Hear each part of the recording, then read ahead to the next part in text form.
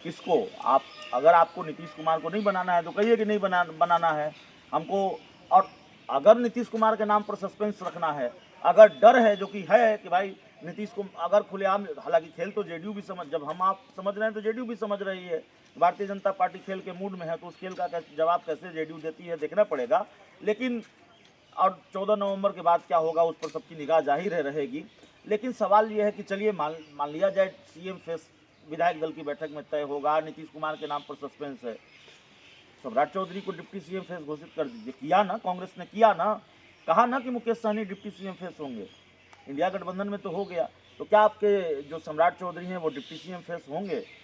सम्राट चौधरी को deputy CM face घोषित करेंगे। सम्राट चौधरी को लेकर बीजेपी और खुद सम्राट चौधरी भी थोड़े बैकफुट पर रहे हैं। सम्राट चौधरी पर प्रशांत किशोर ने कई आरोप लगाए। सम्राट चौधरी थोड़े असहज रहे हैं जब उनसे उनकी डिग्रियों को लेकर सवाल पूछा जाता है। तो क्या आप सम्राट चौधरी को डिप्टी सीएम बनाएंगे? अगली बार वो डिप्टी सीएम होंगे। वैसे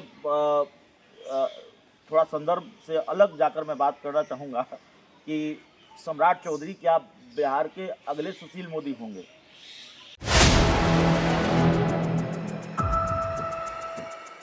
4 PM न्यूज़ नेटवर्क में आप सभी का स्वागत है। मैं हूं क्षितिज कांत। इस समय बिहार में लगातार 4 PM न्यूज़ नेटवर्क की पॉलिटिकल यात्रा चल रही है। बिहार में चुनाव है, विधानसभा चुनाव 2025, लगातार पब्लिक से इंटरेक्शन हो रहा है। लेकिन इसी बीच आप देख रहे हैं इंडिया गठबंधन ने वो काम कर दिया जो भारतीय जनता पार्टी या फिर एनडीए गठबंधन अभी तक नहीं कर पाया है। अशोक गहलोत को बुलाया जाता है बिहार में और बिहार में आकर वो ऐसा काम कर जाते हैं जिसकी किसी ने कल्पना तक नहीं की थी। सीएम फेस घोषित कर दिया तेजस्वी यादव को और उस पर मुहर एक बार फिर से लग गई। जिनको डिप्टी सीएम पद का प्रत्याशी बता दिया गया है, डिप्टी सीएम फेस घोषित कर दिया गया है मुकेश सहनी।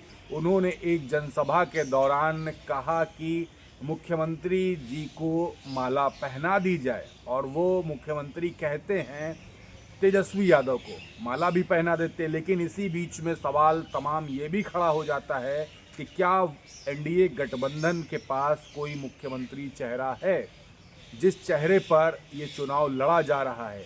क्योंकि नीतीश कुमार के लिए एक डिबेट के दौरान गृह मंत्री अमित शाह कह देते हैं कि विधायक दल की बैठक में डिसाइड होगा कि मुख्यमंत्री होगा कौन।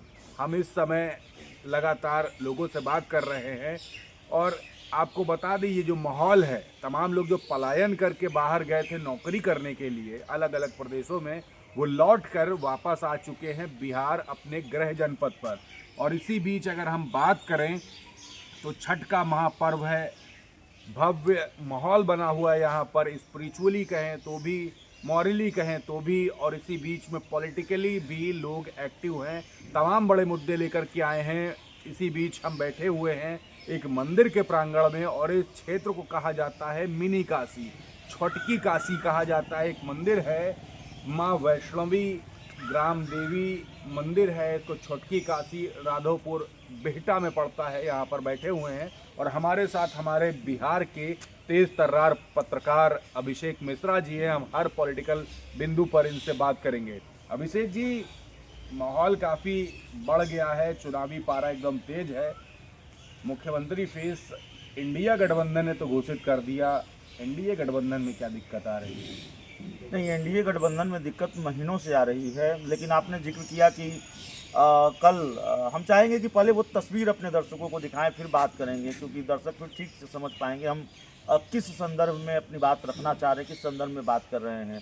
तो दर्शकों के लिए वो तस्वीर स्क्रीन पर है जिसमें एक सभा में, जब हमने कल सुबह दर्शकों को बताया था कि तेजस्वी यादव हेलीकॉप्टर से उड़ चले हैं, आईपी गुप्ता जो इंडियन इंक्लूसिव पार्टी के अध्यक्ष हैं और मुकेश सहनी जो वीआईपी पार्टी के करता धरता है, उन सबको लेकर चुनावी सभा में।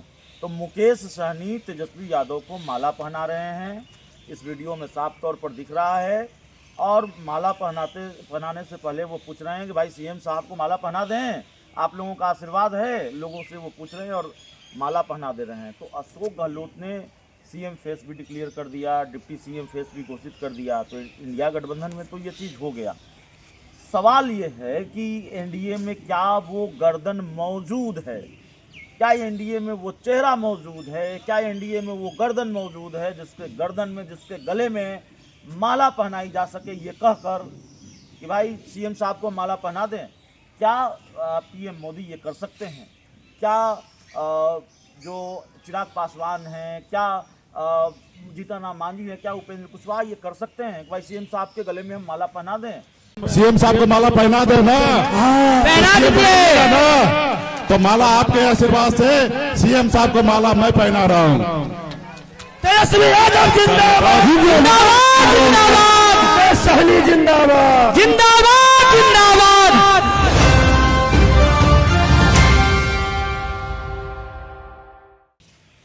भावी सीएम कौन होगा? अमित शाह जो देश के गृह मंत्री, वो तो कह रहे विधायक दल की बैठक में तय होगा। तो ये तो प्रोसेस है कि विधायक दल की बैठक में तय होगा। चलिए विधायक दल की बैठक में तय होगा, आप ही की बात मान लेते हैं, तो विधायक दल की बैठक में तय कर लीजिएगा। मलबा तो पहना दीजिए, नीतीश कुमार सीएम है ना। तो जो मुकेश सहनी ने किया है, क्या वो प्रधानमंत्री नरेंद्र मोदी कर सकते हैं? क्या वो चिराग पासवान, उपेंद्र कुशवाहा, जीतन राम मांझी कर सकते हैं कि भाई बोलिए आपका आशीर्वाद, लोगों से आशीर्वाद लेकर इस नीतीश कुमार के गले में माला डाल दीजिए? माला डाल सकते हैं, माला पहना सकते हैं? नहीं पहना सकते हैं। अभी तक तो पहनाया ही नहीं है, तो जाहिर है खेल दूसरा होना है। तो एनडीए के पास अभी तक वो गर्दन मौजूद नहीं है जो गर्दन इंडिया गठबंधन के पास मौजूद है। आधिकारिक चेहरा तेजस्वी यादव का गला मौजूद है, जिसके गले में माला डाल दी मुकेश सहनी ने कि भाई सीएम साहब को माला पहना देते हैं। अरे भाई विधायक दल की बैठक में आप तय कर लीजिएगा कौन मुख्यमंत्री होगा। ठीक है, प्रोसेस की बात आप कर रहे हैं, माला पहना दीजिए नीतीश कुमार के गले में। अगर आपको नीतीश कुमार को मुख्यमंत्री बनाना है, कोई खेल नहीं करना है, आपकी नीयत बहुत साफ है, तो माला पहना दीजिए कि बोलिए आपके आशीर्वाद से माला पहना देते हैं। और चलिए सम्राट चौधरी न करें, दूसरे लोग न करें। प्रधानमंत्री नरेंद्र मोदी कल बिहार आए थे, वही कर देते। वो कर रहे थे इंडिया गठबंधन, अटक गठबंधन, लटक गठबंधन, भटक गठबंधन है। आपके यहाँ क्या चल रहा है? सीएम फेस तो छोड़िए, डिप्टी सीएम फेस नहीं है आपके पास। कैसे ये गाड़ी आगे बढ़ेगी और क्या चल रहा है एनडीए गठबंधन में बताने की ज़रूरत नहीं है। बिल्कुल थोड़ा बैकफुट पर था जब हम और आप आपसे 4-5 दिन पहले कवर कर रहे थे, हम लोग ये महसूस कर पा रहे थे थोड़ा बैकफुट पर इंडिया गठबंधन है। लेकिन राहुल गांधी का मास्टर स्ट्रोक माना जाए, डैमेज कंट्रोल माना जाए कांग्रेस की तरफ से, अशोक गहलोत को इस काम को लगाया गया। और कांग्रेस समय रहते ये समझ गई, कांग्रेस का आला कमान समय रहते ये समझ गया कि जिस कांग्रेस के प्रभारी कृष्णा अल्लावरू पर ये भरोसा किया है उनके भरोसे अब गाड़ी आगे नहीं बढ़ सकती। तो जादूगर जिनको कहा जाता है, इन मामलों के विशेषज्ञ डॉक्टर माने जाते हैं अशोक गहलोत, उनको बिहार भेजा। और देखिए अशोक गहलोत ने ठीक कर दिया। अशोक गहलोत ने ऐसा ठीक कर दिया कि एक ही प्रेस कॉन्फ्रेंस में सीएम फेस भी, डिप्टी सीएम फेस भी, और अब एनडीए गठबंधन के पास कोई जवाब नहीं है। एनडीए गठबंधन के पास न सीएम फेस है न डिप्टी सीएम फेस है। अगर है तो अमित शाह कह दें कि नीतीश कुमार मुख्यमंत्री होंगे, डाल दें नीतीश कुमार के गले में माला। तो जो मुकेश सहनी ने कल किया है वो अमित शाह, प्रधानमंत्री नरेंद्र मोदी, चिराग पासवान नहीं कर सकते। तो जाहिर है इस मामले में इंडिया गठबंधन बहुत फ्रंट फुट पर खेल रहा है। लेकिन एक सवाल ये भी है, अगर मान लीजिए नीतीश कुमार को मुख्यमंत्री नहीं बनाना है, मुख्यमंत्री कुर्सी पे नहीं बैठाना है, तो दूसरा कौन सा फेस है, ऐसा कौन सा दिग्गज चेहरा है जिसको मुख्यमंत्री फेस के तौर पर विधायक दल की बैठक के बाद देखा जाना चाहिए? कौन है इनके पास ऐसा नेता? कोई तो होगा।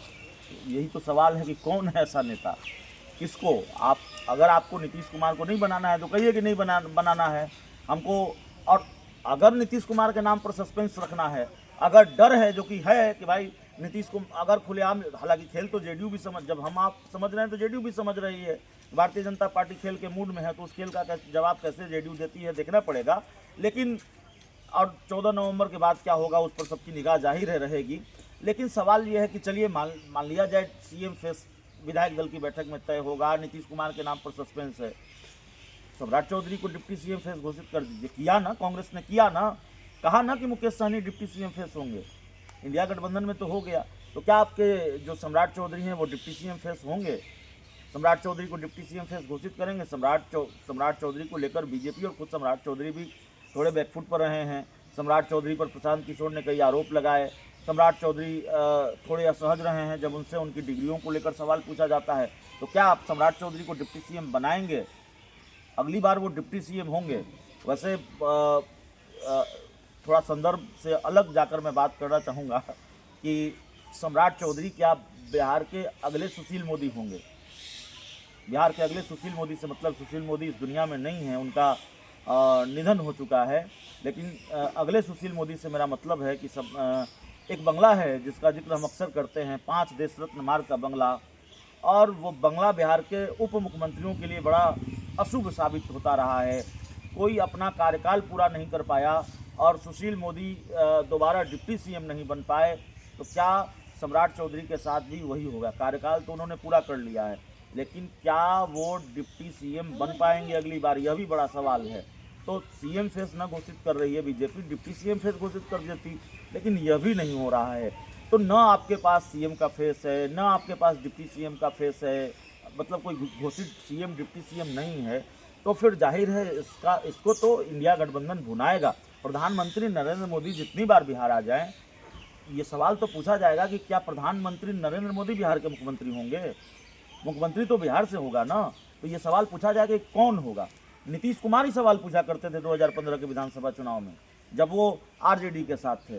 प्रधानमंत्री नरेंद्र मोदी जैसे आज आ रहे हैं उसी तरह से आया करते थे 20 में भी और 15 में भी। तो नीतीश कुमार ने सवाल पूछा था, चूँकि 15 में वो अलग थे, तो पूछते थे कि प्रधानमंत्री नरेंद्र मोदी इतनी बार बिहार आ रहे हैं तो क्या वही मुख्यमंत्री होंगे? चेहरे को लेकर जवाब मांगा जा रहा था और बिना चेहरे के बीजेपी चुनाव लड़ी थी, हार गई थी। तो बिहार में एक बार बीजेपी को इसका खामियाजा उठाना पड़ा है। खतरा तो है कि खामियाजा उठाना पड़ेगा अगर आप बिना चेहरे के जा रहे हैं। क्या होगा वो 14 नवंबर को पता चलेगा, लेकिन कम से कम अशोक गहलोत ने इंडिया गठबंधन को फ्रंट फुट पर ला खड़ा किया है, और फ्रंट फुट पर ला खड़ा किया है उसकी एक वानगी ये वीडियो है जिसमें तेजस्वी यादव को सीएम साहब कहकर संबोधित कर रहे हैं मुकेश सहनी, और कह रहे हैं माला पहना दें सीएम साहब को। एनडीए गठबंधन के पास वो गर्दन नहीं है, वो चेहरा नहीं है, वो गला नहीं है जिसको सीएम साहब कहकर प्रधानमंत्री नरेंद्र मोदी और अमित शाह माला पहना सकें। तो अभी तक के डर किस बात का है? एनडीए को क्यों नहीं वो किसी को भी सीएम फेस कहिए घोषित कर पा रही है? एनडीए एक बड़ा दल है, देश के प्रधानमंत्री खुद स्टार प्रचारक बन करके मैदान में उतरेंगे, अमित शाह मैदान में उतरेंगे स्टार प्रचारक के तौर पे। ये वो दिग्गज नेता हैं जिन्होंने पूरे चुनाव को हिला करके रख दिया। जहां पर जाते हैं वहां पर माना जाता है कि भारतीय जनता पार्टी या एनडीए की जीत तय है।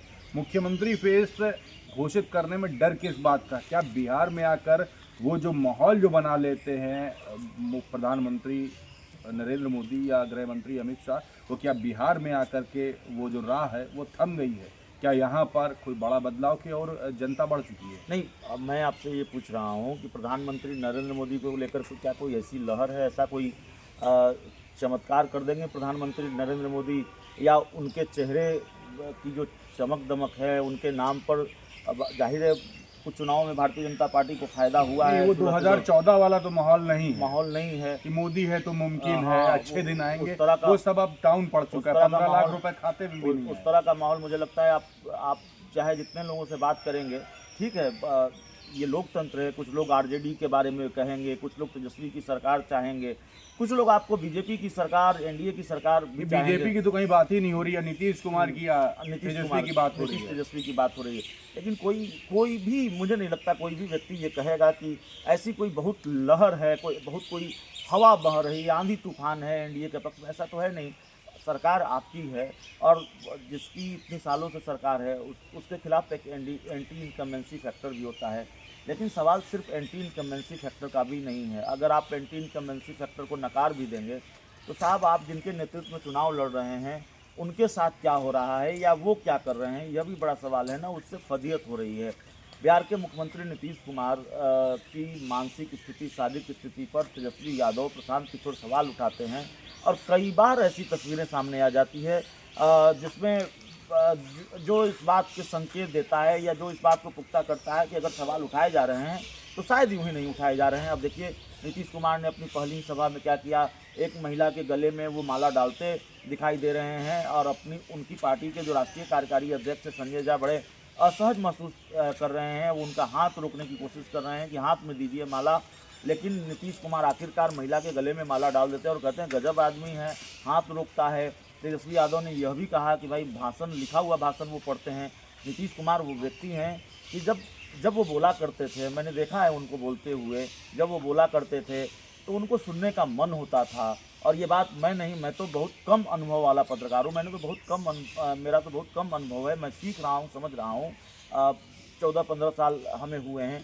बहुत सालों से जो लोग नीतीश कुमार को जानते हैं, नीतीश कुमार की शुरुआती राजनीति को जिन्होंने देखा है, तो नीतीश कुमार उनको लिखा हुआ भाषण पढ़ने की कभी जरूरत महसूस हुई नहीं तो लेकिन अब ये स्थिति है। तो सवाल है कि जिनके नेतृत्व में आप आगे बढ़ रहे हैं, वो नेतृत्व करता ही इतना सक्षम नहीं है कि आपकी डबल इंजन की गाड़ी को खींच सके, वो दिख रहा है। तो ऐसे में तो संकट आपके सामने बड़ा है ना। नहीं, एक सवाल ये भी है, मुख्यमंत्री फेस घोषित क्यों नहीं कर रहे? डर किस बात का है?